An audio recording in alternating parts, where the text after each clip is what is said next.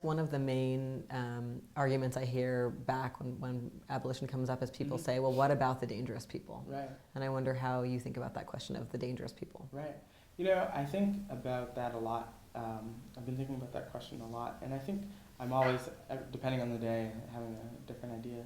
And the one thing that I go back to is Ruthie Gilmer, who's a professor at CUNY and one of the founders of Critical Resistance, talks about, really importantly, I think, no one is innocent, right? There's not, a violent person and a non-violent person. We're always doing, all of us together are doing things that are hurting other people. Part of being in a relationship with people means that one person at some point is going to, enact harm on another person, and that's it's really important to know that there's not a dichotomy of innocent people and guilty people. The logic, I think, of the state, of the prison system, demands that idea that there is innocent people and guilty people, so that all sorts of structures and all sorts of processes like policing, prisons, imprisonment, deportation, can be justified because some people are dangerous, or some people are guilty, or some people are the violent ones. And I think there's a really long history going back to slavery where where the state is really dependent on this logic that freed black people are incredibly dangerous, and there goes the invention of the black codes, or poor people wandering are incredibly dangerous, and there goes the logic of policing on low income and poor people. So I would say that no one is innocent. People are consistently harming each other all the time. There are some people who are held accountable by the state for doing that kind of harm, and there are some people who will never be held accountable by the state for doing that kind of harm. So people who are running Blackwater, or people who are running the military, or Obama, or all these people who are consistently, the chief of police in the NYPD, or, all these people. There was Lieutenant Begonia, or the person's name who sprayed this one person at Occupy Wall Street, NYPD officer, and just was acquitted, and now the city is going to defend that person in a civil suit. And I just think this is kind of interesting moment where we're seeing that really clearly, and some people have been forced to see this their entire lives. It was never a mystery for a lot of us, but I think more and more people are seeing that some people are deemed dangerous and some people are deemed innocent, and because of the work of social movements, because of really incredible cultural work, that kind of division, I think, is starting to really crumble in ways that are pretty inspiring.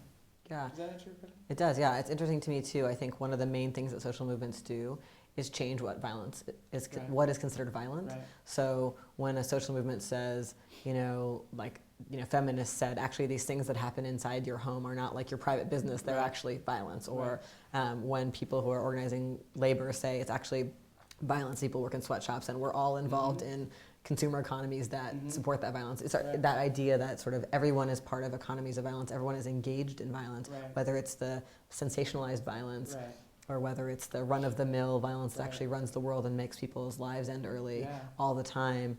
To me, politicizing the question of what counts as violence helps us move away from ideas about who is dangerous that are rooted in slavery and are rooted in capitalism, and make our prisons be full of poor people and people of color, and especially black people. I think that is a useful reframe. Yeah. Another one that I hear a lot, definitely, I hear this from my students when we read abolition work, is people really believe in the concept of the sociopath. They believe that there's certain kinds of people who are, can't be reformed or redeemed, who are just totally dangerous, and then we must have prisons to lock them up. How do you respond to that one? So I think this narrative of people with psychiatric illness and psychiatric disabilities being more dangerous than anyone else is extremely dangerous, extremely scary, and has been used to justify violence against people with disabilities for a very long time, and has also been used in a particularly racialized way where there's a long history of black people being overdiagnosed with schizophrenia, right? As if schizophrenia is something that makes people more dangerous to begin with, but this way that people are being managed through the medical industrial complex and its complicity with the prison industrial complex. So I think first it's pause. Let's think about how when we articulate narratives and pushbacks against the idea that no one should be in prison, and a student might say, well, actually, what about the sociopath? What about the schizophrenic person? What about the psychotic person? I think we really have to make sure that we're saying, no one should be in prison, right? And then challenge people on their ideas of what schizophrenia and psychosis and being a sociopath actually means for someone's life. And also then challenge who's invested in the idea that people with psychiatric disabilities are more violent than people running the government, people operating drones, people who are targeting places to be droned. I think that's really important. And the other thing that point brings up for me is the argument I've often heard abolitionists make, that the motivation around the prison, the justification, what about the serial killers, what about the sociopaths, really ignores the fact that the prison is the serial killer. Exactly. The prison is the serial rapist. Like, if we really wanted to reduce rape and reduce early death, we would get rid of the prison. That would be like the biggest chunk we could bite out of those significant problems in our culture. And that kind of fear of that individual that we all see represented on Law and Order every single day, and in so many movies, that individual who supposedly is this psychiatrically diagnosed serial killer, serial rapist, that notion is so ableist and so needs a critique of medicalization that understands the things you were talking about, like the ways that psychiatric diagnosis is made more on people of color and women and trans and queer people and poor people, the ways that medical categories of psychiatric disorder are historically contingent, are about social order and social control. They're not actually about something like hard and fast, and that the invention of things like the sociopath, they haven't existed in all cultures. So what does this thing mean, right? And what is it, why do we believe this thing, if it does exist, exists in our culture? And what are the root causes of it, instead of just assuming there are these bad people and we must control them, so therefore we must have a prison, even though, of course, what number of people in U.S. prisons actually have any kind of charges against them related to those behaviors that people are imagining? Almost none.